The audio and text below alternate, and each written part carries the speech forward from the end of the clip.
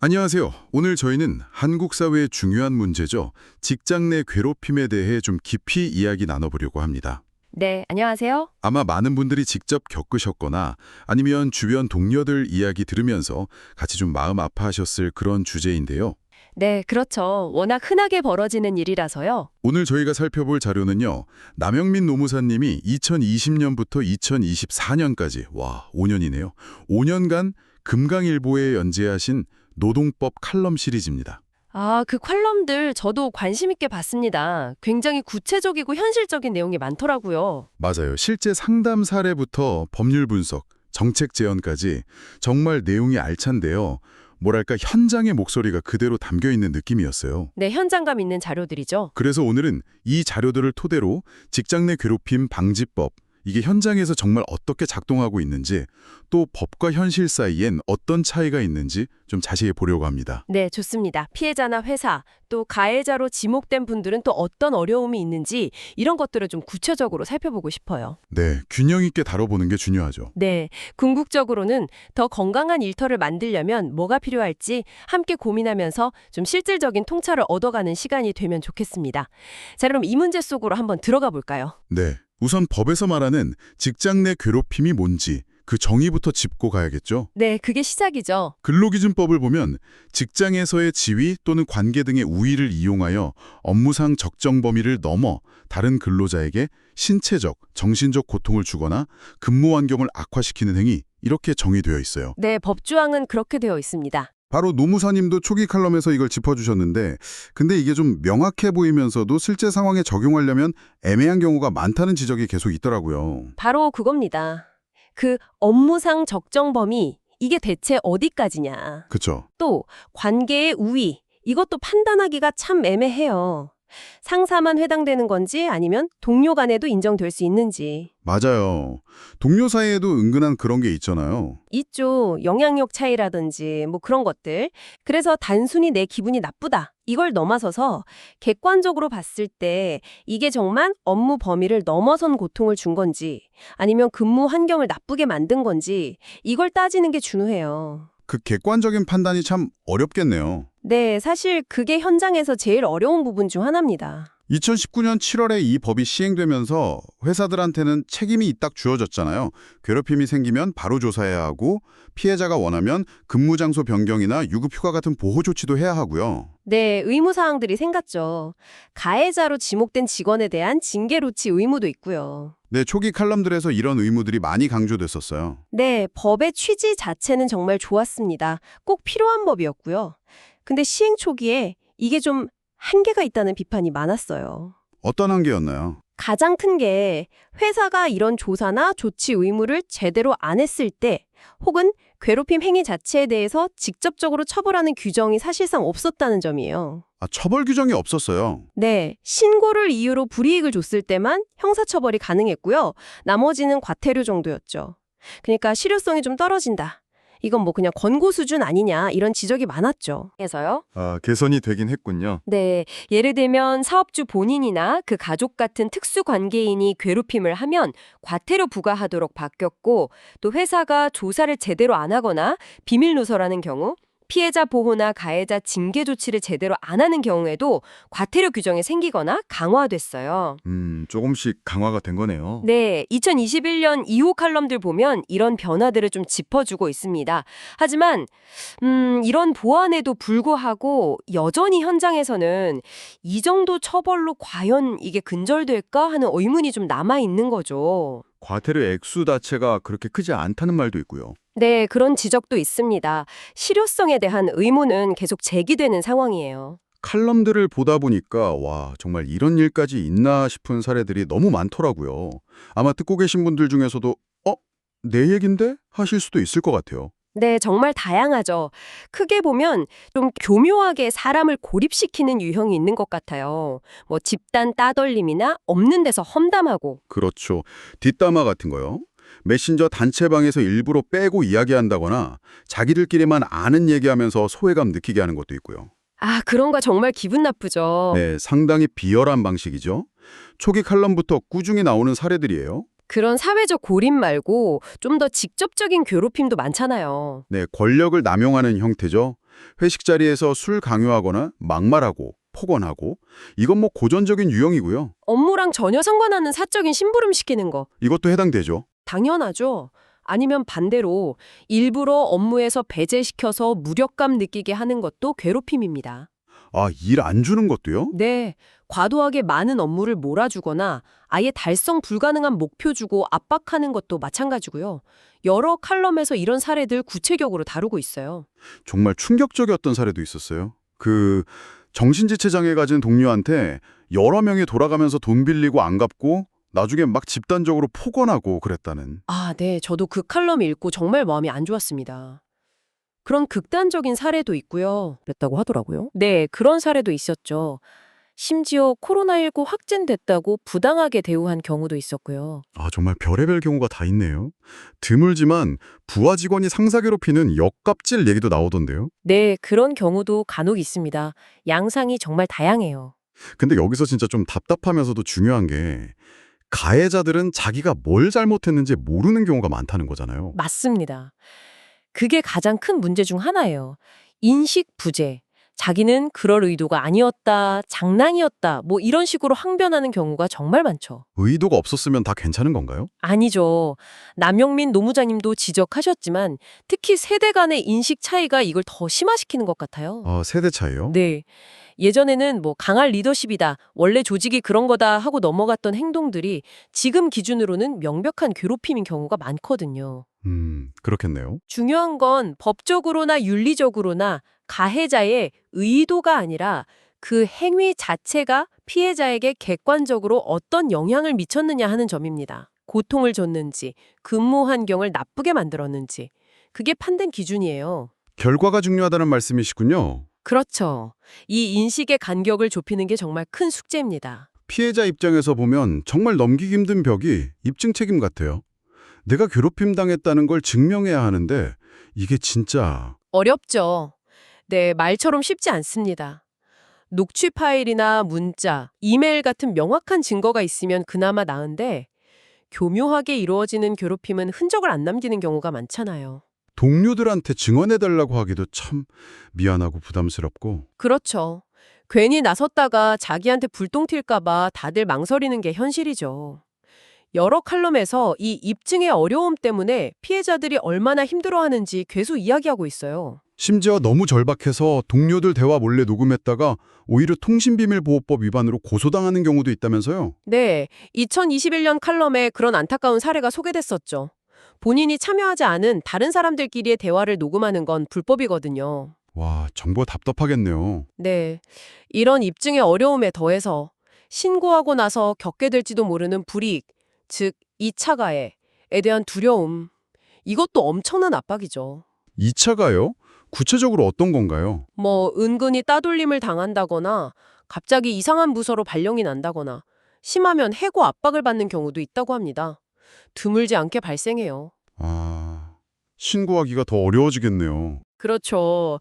남노문사님 칼럼 보면 괴롭힘 때문에 정말 견디다 못해 회사를 그만뒀는데 회사가 그냥 자발적 퇴사로 처리해버려서 실업급여도 못 받는 경우가 진짜 많다고 해요. 와, 그건 정말 너무한데요. 네, 이건 뭐 피해자한테 경제적인 고통까지 주는 거잖아요. 2중 3중고죠. 그래서 2021년 말부터 최근 칼럼까지 이 실업급여 문제가 계속 나오는 걸 보면 이게 얼마나 심각한지 알 수 있어요. 그러네요. 정말 안타까운 건 이런 고통들이 쌓여서 극단적인 선택으로 이어지는 경우도 있다는 거잖아요. 네, 비극적인 일이죠. 그렇게 되면 또 산업재해 인정 문제랑 얽히게 되고 더 복잡하고 어려운 문제가 됩니다. 2020년 칼럼에서도 이 산재 문제를 다룬 적이 있었고요. 그럼 반대로 회사나 가해자로 지목된 사람 입장은 어떨까요? 이쪽 얘기도 좀 들어봐야 할 것 같은데요. 네, 균형 있게 봐야죠. 칼럼들에서도 그 부분을 다루고 있습니다. 제도가 악용될 수 있다는 우려도 분명히 있어요. 악용이라면 어떤 식으로요? 예를 들어 직원들끼리 그냥 사소하게 다투거나 감정 싸움한 걸 가지고 괴롭힘이라고 신고하는 경우. 또는 상사가 정당하게 업무 지시를 하거나 성과 개선을 요구했는데 그걸 괴롭힘이라고 주장하는 거죠. 아, 그런 경우도 있군요. 네, 심지어 일부러 자기가 피해자인 척하면서 상황을 유리하게 만들려는 뭐랄까 피해자 코스프레? 의심되는 경우도 언급되기도 하고요. 2021년 이후 칼럼들에서 이런 문제 제기가 조금씩 보이기 시작해요. 그럼 회사 입장에서는 조사가 더 어려워지겠네요. 바로 그겁니다. 그래서 회사가 신고를 받았을 때 얼마나 객관적이고 공정하게 조사를 하느냐가 더 중요해지는 거예요. 그런데 그게 쉽지 않을 것 같은데요. 어렵죠. 괴롭힘 판단 가치가 주관적일 수 있고 또 회사 내부에서 조사를 하다 보면 아무래도 이해관계나 편견이 개입될 여지도 있고요. 그렇죠. 때로는 회사가 그냥 형식적으로 조사하거나 아예 절차를 무시하고 가해자로 지목된 사람한테 제대로 소명할 기회도 안 주고 너무 과하게 징계를 내리는 경우도 있다고 해요. 이것도 또 다른 문제죠. 아, 징계를 너무 세게 하는 것도 문제다. 네, 2021년 칼럼 중에 그런 과잉 징계 문제점을 지적한 것도 있었어요. 그러니까 피해자 보호도 중요하지만 가해자로 지목된 사람의 방어권을 보장하고 절차적 공정성을 지키는 것도 정말 중요해요. 이 균형을 맞추는 게 또 다른 과제인 거죠. 와, 정말 양쪽 다 고려해야 할 게 많은 복잡한 문제네요. 그럼 이 어려운 문제를 풀고 다들 좀 존중받으면서 일할 수 있는 환경을 만들려면 어떻게 해야 할까요? 남노무사님 칼럼 시리즈에서 여러 해법들을 제시하고 있잖아요. 네, 그렇죠. 크게 보면 법이나 제도를 개선하는 방향하고 조직 문화 자체를 바꾸는 방향 이렇게 두 가지로 나눠볼 수 있을 것 같아요. 먼저 법 제도적 측면부터 볼까요? 역시 가장 많이 나오는 얘기는 법의 실효성 강화입니다. 네, 그러니까 괴롭힘 행위 자체에 대한 처벌 수위를 좀 높이고 회사가 조사나 조치 의무를 제대로 안 했을 때 제재를 더 강화해야 한다는 거죠. 그래야 회사들이 좀 더 신경을 쓰겠죠. 네, 그런 기대가 있는 거죠. 좀 더 경각심을 갖고 예방이나 조치에 적극적으로 나서게끔요. 이건 뭐 초기 칼럼부터 최근까지 계속 나오는 얘기예요. 피해자의 입증 책임 완화 요구도 빼놓을 수 없고요. 네, 그것도 정말 중요한 부분입니다. 증거 찾기가 너무 힘드니까 예를 들어 피해자가 정신과 진료 기록 같은 어느 정도 증거를 내면 그 다음 입증 책임은 가해자나 회사 쪽으로 넘기는 방안까지 제안되기도 했어요. 와, 그건 정말 파격적인데요? 네, 그만큼 피해자들이 힘들다는 얘기겠죠. 그리고 법의 보호 범위를 좀 넓혀야 한다는 목소리도 꾸준히 나옵니다. 보호범위요? 네, 원청 하청 관계처럼 직접 고용 관계는 아니지만 실질적으로 영향을 받는 노동자들, 또 학습지 교사나 캐디 같은 특수고용직 노동자들까지 보호해야 한다는 지적이죠. 아, 그분들도 사각지대에 놓여 있었군요. 네, 그리고 5인 미만 영세 사업장에도 이 법을 전면 적용해야 한다는 주장도 계속 나오고 있고요. 최근 칼럼들에서 이런 확장 필요성이 많이 강조되고 있어요. 판단의 공정성을 확보하기 위한 제안도 있었죠? 네, 중요하죠. 회사 내부 조사의 한계를 좀 넘어서기 위해서 노동위원회 같은 좀 중립적인 외부 기관이 괴롭힘 여부를 판단하고 조정이나 중재를 하는 절차를 만들자는 아이디어도 나왔어요. 오, 그것도 좋은 방법 같은데요? 네, 좀 더 객관적인 판단이 가능해지고 양쪽 다 결과에 좀 더 수긍하기 쉬워질 수 있겠죠. 그리고 아까 말했던 실업급여 문제. 이것도 직장 내 괴롭힘으로 퇴사한 경우에는 이유를 따지지 말고 실업급여를 받을 수 있게 해줘야 한다는 주장이 있었고요. 아주 현실적인 대안이죠. 네, 정말 필요해 보여요. 물론 법의 정의를 좀 더 명확하게 다듬을 필요도 있고 반대로 악의적으로 허위 신고하는 것에 대해서는 어느 정도 제재 규정도 마련해야 한다는 균형 잡힌 시각도 필요하다는 점, 이것도 최근 칼럼에서 언급됐습니다. 이렇게 법과 제도를 고치는 것도 중요하지만 결국에는 조직 문화 자체가 바뀌어야 한다는 말씀이시죠? 그렇습니다. 법은 최소한의 가이드라인일 뿐이고요. 진짜 변화는 결국 사람들 인식이랑 행동이 바뀔 때 가능한 거잖아요. 칼럼 전체를 관통하는 핵심 메시지이기도 하고요. 그럼 조직 문화는 어떻게 바꿔야 할까요? 가장 중요한 건 예방이에요. 문제가 터지고 나서 해결하려고 하면 이미 늦는 경우가 많거든요. 애초에 괴롭힘이 생기지 않는 환경을 만드는 게 훨씬 중요하죠. 예방이요? 네. 그러려면 정기적이면서도 좀 실질적인 예방 교육이 꼭 필요하고요. 또 회사 안에 익명성이 보장되면서 신뢰할 수 있는 고충 처리 창구가 있어야 하고 신고 접수부터 조사, 조치, 사후 관리까지 쭉 이어지는 명확하고 공정한 매뉴얼이 있어야 합니다. 절차가 투명해야겠네요. 그렇죠. 그리고 남노무사님은 특히 리더의 역할과 의지를 굉장히 강조해요. 리더가 먼저 모범을 보이고 우리 조직에서는 절대 괴롭힘을 용납하지 않는다는 강력한 메시지를 계속 줘야 한다는 거죠. 2023년, 2024년 칼럼들에서 리더십의 중요성이 많이 부각됩니다. 리더의 의지가 정말 중요하겠네요. 네, 더 나아가서는 서로의 배경이나 가치관, 일하는 스타일이 다르잖아요. 그걸 틀렸다고 할 게 아니라 다양성으로 인정하고 존중하는 분위기를 만드는 것. 서로 존중하는 문화. 네. 그리고 비효율적인 회의 문화나 강압적인 회식 문화 같은 거 없애고 무엇보다 조직 안에서 투명하고 활발하게 소통할 수 있는 통로를 만드는 게 중요합니다. 소통이 중요하군요. 그럼요. 그리고 동료가 힘들어할 때 그냥 모른 척하지 않고 좀 귀 기울여 들어주고 공감해주고 지지해주는 그런 연대의식. 이것도 건강한 조직 문화를 만드는데 정말 필수적인 요소라고 할 수 있어요. 여러 칼럼에서 이런 문화적인 요소들의 중요성을 계속 이야기하고 있습니다. 듣고 계신 분들도 한번 본인의 일터를 떠올려 보시면 좋을 것 같아요. 이런 예방 노력이나 문화적 기반이 잘 되어 있는지 아니면 좀 개선할 점은 없는지. 네, 한번 돌아보는 계기가 되면 좋겠습니다. 오늘 저희는 남영민 노무사님의 5년간의 칼럼이라는 정말 방대한 자료를 통해서 한국의 직장 내 괴롭힘이라는 이 민감하고도 중요한 문제를 다각도로 깊이 파봤습니다.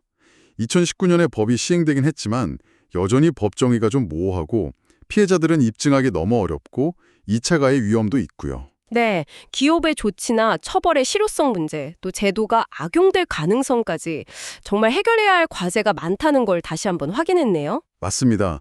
법과 제도를 계속 고쳐나가는 건 당연히 필요하죠. 하지만 오늘 쭉 이야기 나눠보니까 더 근본적인 질문은 이거 같아요. 어떻게 하면 우리가 서로를 정말 동료 시민으로서 존중하고 안전하다고 느끼면서 자기 역량을 마음껏 발휘할 수 있는 일터를 만들 수 있을까? 네, 그렇죠.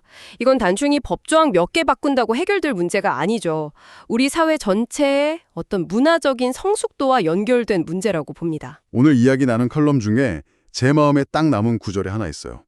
2011년 12월 칼럼에 나온 괴로움은 고통에 대한 저항이다라는 문장이요. 아, 저도 그 구절에 굉장히 인상 깊었습니다. 이 말이 참 많은 생각을 하게 하더라고요. 네, 그 말은 우리한테 이런 질문을 던지는 것 같아요. 우리가 직장에서 느끼는 그 고통의 진짜 뿌리가 뭘까? 이게 그냥 시스템 문제인가? 아니면 리더십이 없어서인가? 소통이 안 돼서 그런가?